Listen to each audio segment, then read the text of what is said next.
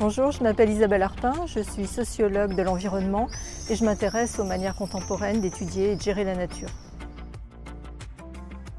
Donc le projet Colza, ça veut dire collaboration dans les zones ateliers, est un projet qui s'intéresse aux collaborations dans un dispositif du CNRS qui s'appelle les zones ateliers. Et il s'intéresse à deux types de collaborations, les collaborations entre chercheurs de plusieurs disciplines, les collaborations interdisciplinaires, et les collaborations entre les chercheurs et des acteurs de la société, qu'on appelle, dans le cadre de ce projet, des collaborations transdisciplinaires. Donc les zones ateliers visent à rassembler des chercheurs de plusieurs disciplines et des acteurs de la société pour réfléchir ensemble à l'évolution combinée des écosystèmes et des sociétés dans un contexte de changements globaux.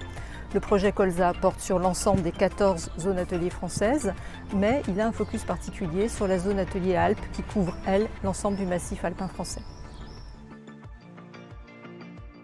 Donc nous recourons dans ce projet à deux types de méthodes. Une méthode quantitative fondée sur un questionnaire à large échelle auprès des chercheurs et des autres personnes impliquées dans ce type de projet, et d'autre part une enquête qualitative fondée classiquement sur des entretiens semi-directifs, des observations et de l'analyse documentaire.